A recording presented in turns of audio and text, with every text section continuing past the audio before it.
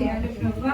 అయ్యా ఈ దేశం ఎక్కడ నశించిపోకుండా ప్రభా నాయన, అయ్యా ఉగ్రత పాలు కాకుండా ప్రభా నాయన, నా దేశం కొరకు నాయన, నా రాజ్యం కొరకు నాయన, అయ్యా నాయన మా రాజ్యాంగాన్ని బట్టి మేము స్తుతించాలి ప్రభా. నిజముగా నాయన తండ్రి, అయ్యా బైబిల్లో రాయబడిన ప్రత్యేకమైన రాజ్యం నాయన మా భారతదేశం నాయన తండ్రి. అయ్యా కనుక ప్రభా నాయన తండ్రి, మా ప్రియ దేశం కొరకు మేము ఎంతో మొరపెట్టాలి మీ సన్నిధిలో ప్రభా. అయ్యా ఈ రాజ్యాంగాన్ని ఇచ్చిన నాయన తండ్రి ఎంతో మంది త్యాగశీలులు ఉన్నారు ప్రభా.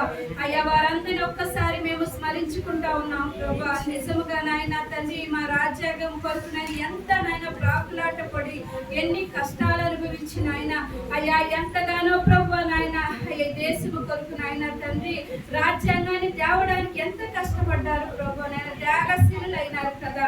అయ్యా మీ కొందనాలు స్తుతులు స్తోత్రాలు ప్రభా.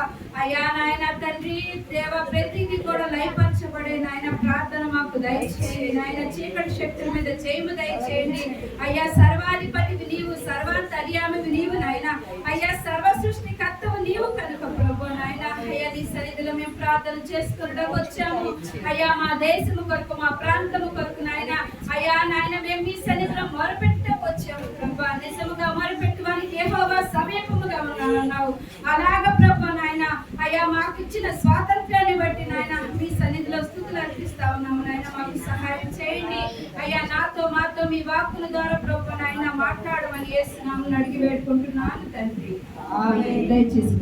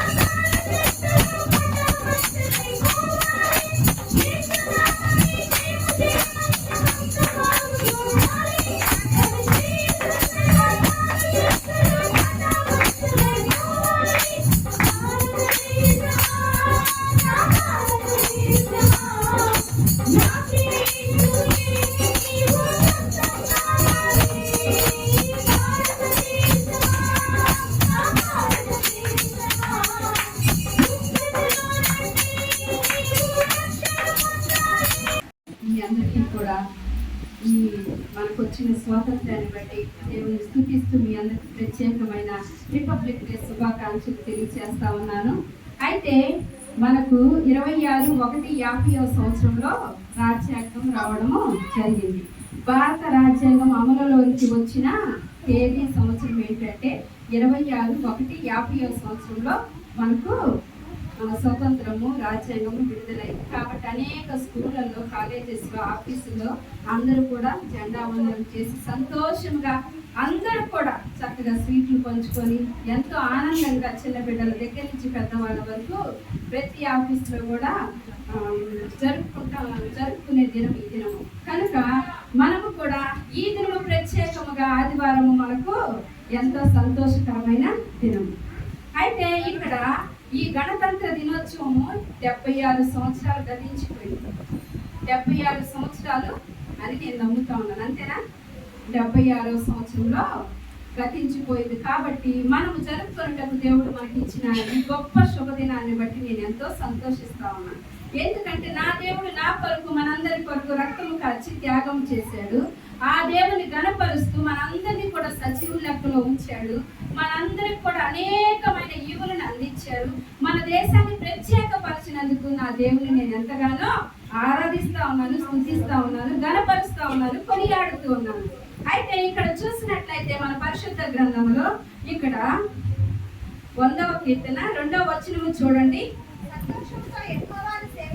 సంతోషముతో యెహోవాను సేవించుడి. చూడండి, సంతోషముతో యెహోవాను సేవించుడి, ఉత్సాహ గానము చేయుచు ఆయన సన్నిధికి రండి. ఏంటంటే ఇక్కడ సమస్త దేశములారా యెహోవాను ఉత్సాహ ధ్వని చేయుడి. సమస్త దేశములారా అంటే అన్ని దేశాలు కలిపి దేవుణ్ణి, తండ్రి అయిన దేవుణ్ణి ఉత్సాహ గానము చేయాలి. అన్ని దేశాలు ఉత్సాహ గానము చేయాలి. ఎందుకు?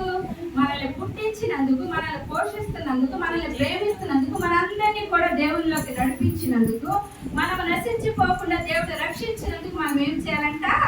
ఇక్కడ మనము సమస్త దేశము కలిసి ఉత్సాహ ధ్వని చేయాలి. సంతోషముతో యెహోవాను సేవించుడి. సంతోషముతో యెహోవాను సేవించాలి. సంతోషం ఎందుకు? దేవునిలో సంతోషం ఉన్నది, సమాధానం ఉన్నది. ఆయన సంతోషానికి సమాధానకర్తగా ఉన్నాడు. కాబట్టి మనము దేవుణ్ణి స్తుతించుటకు మందిరంలోకి రావాలి. మన బాధలు పోగొట్టుకున్నట్టుకు రావాలి. మనకు కావాల్సిన ఆయురారోగ్యం ఆయనలో ఉన్నది కాబట్టి రావాలి.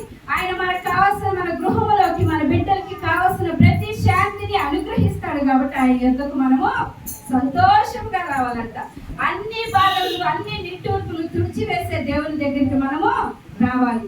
అయితే ఇక్కడ ఏమని చెప్తున్నాడు చూడండి, ఉత్సాహ గానము చేయించు ఆయన సన్నిధికి రండి. ఉత్సాహ గానము అంటే మనకిచ్చిన స్వరమండలముతో, మనకిచ్చిన కరములతో ఆయన స్తుతించుటకు, ఆయన గణపరిచుటకు మనము రావాలని ఇక్కడ తెలియజేస్తూ ఉన్నారు.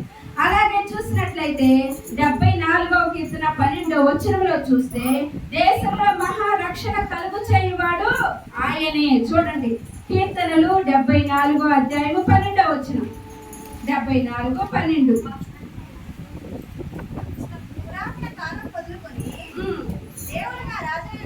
పురాతన కాలం మొదలుకొని దేవుడు నా రాజై ఉన్నాడు. దేశంలో మహారక్షణ కలుగు చేయువాడు ఆయనే. దేశంలో మహారక్షణ కలుగు చేయువాడు ఆయనే. రక్షణ కావాలంటే ఎక్కడ దొరకదు.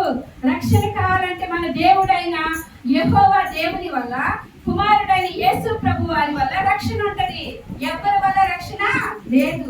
అందుకని ఇక్కడ ఏమని చెప్తున్నారంటే దేశంలో మహారక్షణ కలుగు చేయువాడు ఆయనే అని ఇక్కడ చెప్తున్నారు. మనకి కావాల్సిన రక్షణ ఇచ్చే దేవుని దగ్గరికి మనము రావాలంట. అలాగే మరి ఒకటి చూసినట్లయితే 119వ కీర్తన 125వ వచనం చూడండి. 119వ కీర్తన 125వ వచనం చూద్దాం.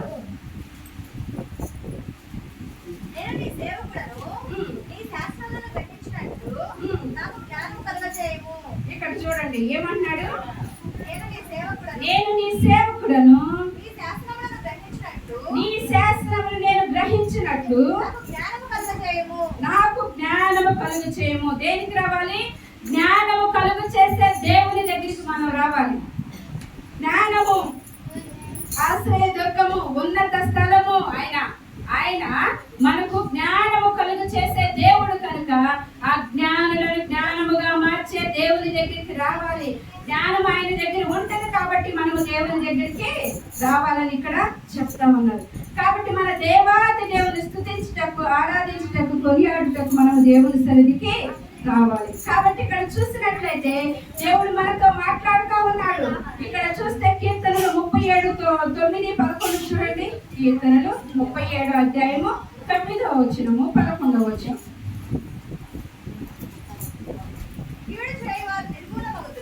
కీడు చేయవారు నిర్మూలమగుదురు, యెహోవా కొరకు కనిపెట్టుకొనివారు. ఏంటంటే యెహోవా కొరకు కనిపెట్టుకొనివారు దేశమును స్వతంత్రించుకొందురు. ఎవరి కోసం కనిపెట్టుకోవాలి? తండ్రి అయిన దేవుని కోసం కనిపెట్టుకోవాలి. కుమారుడైన యేసు ప్రభు వారి కోసం కనిపెట్టుకోవాలి. పరిశుద్ధాత్మనిగా మన మధ్య సంచరిస్తున్న దేవాది దేవుని ఆత్మను బట్టి మనం కనిపెట్టుకున్నప్పుడంట దేశాన్ని స్వతంత్రించుకుంటాం, కుటుంబాన్ని స్వతంత్రించుకుంటాం, మనం జీవిస్తున్న గ్రామాన్ని స్వతంత్రించుకుంటాం. మన దేశంలో కావాల్సిన ప్రతి ఉన్నత స్థలముల మీద అధిపతి అయిన దేవుని దగ్గరికి వస్తే నిన్ను కూడా ఉన్నతి వాణిగా చేస్తారనమాట. ఉన్నత స్థితిలో దేవుడు పెడతాడు. దేశంలో ఉన్నతముగా ఉండాలంటే దేవుని దగ్గరికి వచ్చినప్పుడు మనకి దేవుడు ఉన్నత స్థితిని మనకి అనుగ్రహింప చేస్తాడంట. అలాగే 11వ వచనం, దీనులుగా ఉన్నప్పుడు మన ప్రభు అయిన యేసు దీనత్వాన్ని సంపాదించుకొని మన కోసం, నీ కోసం, నా కోసం పుట్టాడు.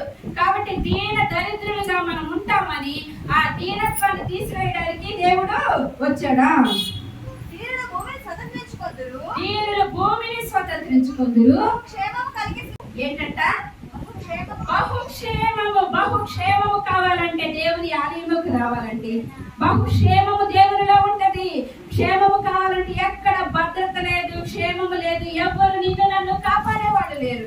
నీకు క్షేమము కావాలంటే దేవుని ఆలయంలో ప్రవేశించాలి. నీకు క్షేమము భద్రత ఎక్కడ ఉంటుంది అంటే దేవునిలో ఉంటది. దేవుని ఆలయము నిత్య సంతోషాలు ఇచ్చే ఆలయము. నిత్య సుఖం ఆయనలో దొరికింది, నిత్యము సంతోషం ఆయనలో దొరికింది. నీకు కావాల్సిన ప్రతి నెమ్మది నీకు కావాలంటే దేవుడు మనకి అనుగ్రహిస్తాడంట. అందుకని దేవుడు ఇక్కడ చెప్తా ఉన్నాడు, నీకు కావాల్సిన క్షేమము కావాలంటే దేవుని ఆలయంలోకి రావాలని ఇక్కడ దేవుడు మనతో మాట్లాడుతూ ఉన్నాడు. అలాగే దేవుడు చెప్తా ఉన్నాడు, ద్వితీయోపదేశ కాండంలోకి వెళ్ళినట్లయితే 28వ అధ్యాయంలోకి చూసినట్లయితే ఇక్కడ ద్వితీయోపదేశ కాండము 28వ అధ్యాయము 8వ వచనంలో చూస్తే, నీ దేవుడైన యెహోవా నీకిచ్చుచున్న దేశంలో ఆయన నిన్ను ఆశీర్వదించును. ఏంటంట? నీ దేవుడైన యెహోవా తండ్రి అయిన దేవుడు నీకు ఇచ్చుచున్న దేశంలో నిన్ను ఆశీర్వదించును. ఆశీర్వదించడం అంటే ఏంటి? అభివృద్ధి పొందటం. ఆశీర్వాదాలు ఆయనలో ఉన్నాయి కాబట్టి ఆశీర్వాదాలు మనకు కనిపించే ఆశీర్వాదాలు, దేవుడిచ్చే ఆశీర్వాదాలు ఎప్పుడు ఉంటాయి అంట. దేవుడిచ్చే ఆశీర్వాదాలు నిలిచి ఉంటాయి, ఫలిస్తాయి, అభివృద్ధి పొందుతాయి. కాబట్టి దేవుడిచ్చే ఆశీర్వాదాలు పొందుకోవడానికి మనము రావాలి. దేవునిలో మనం ఉన్నప్పుడు దేవుడు అంటే నీ దేవుడైన యెహోవా నీకు ఇచ్చుచున్న దేశంలో ఆయన నిన్ను ఆశీర్వదించును. అదే ద్వితీయోపదేశ కాండము 8వ అధ్యాయం 10వ వచనం చూడండి. ద్వితీయోపదేశ కాండము 8వ అధ్యాయం 10వ వచనం, నీవు తిని తృప్తి పొంది. ఆయన ఆశీర్వదించినప్పుడు ఏమవుతావు? మనం తింటాము, తృప్తి పొందుతాం. నీవు తిని తృప్తి పొంది నీ దేవుడైన నీకు ఇచ్చిన మంచి దేశమును బట్టి, మంచి భారతదేశమును బట్టి, మంచి దేశమును బట్టి ఆయనను స్తుతింపవలెను.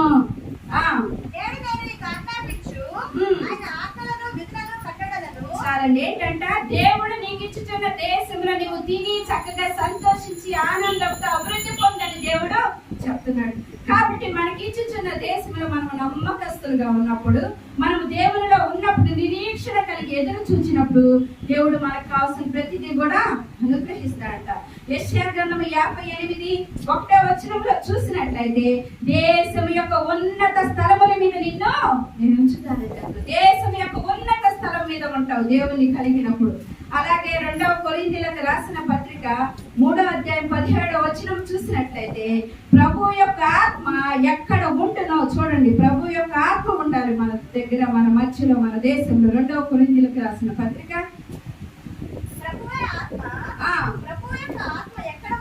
ఎక్కడ ఉంటునో అక్కడ స్వాతంత్రం ఉంటుందంట. దేవుని నామానికి మహిమ కలుగును గాక. ఎక్కడ ఉంటది? దేవుని యొక్క ఆత్మ ఏ దేశంలో ఉంటుందో చూసారా? ఏ దేశంలో దేవుని యొక్క ఆత్మ ఉంటుందో అక్కడ ఏముంటదంట? ఏముంటది? ఏమంటారు చెప్పండి? స్వాతంత్రము. ఇప్పుడు ఏంటి మనకి దినము? స్వాతంత్రం వచ్చింది, రాజ్యాంగానికి విడుదల వచ్చింది, రాజ్యాంగంలో ప్రతిదీ అనుభవించే హక్కు వచ్చింది మనకి. రాలేదా? దేవుడు ఎంతో మంది దేవుని బిడ్డలు ఎంతో త్యాగశీలులు మనందరి కోసం పోరాడి రాజ్యాంగాన్ని తీస్తే ఆ రాజ్యాంగాన్ని అవలంబించుకుంటూ మనం బ్రతుకుతా ఉన్నాం. ఈ లోకంలో ఒక రాజ్యాంగం రావాలంటే, తీసుకురావాలంటే ఎవరో ఒక త్యాగము చేయాల్సిందే. వాళ్ళు ఎంతో కష్టపడి కాలి నడకన చెప్పులు లేకుండా ఎంతో వీధుల్లో తిరిగి ఎన్నో ధర్నాలు చేసి ఎంత కష్టపడి తినకుండా నిరాహార దీక్షలు చేసి మీకోసం మా కోసం అందరి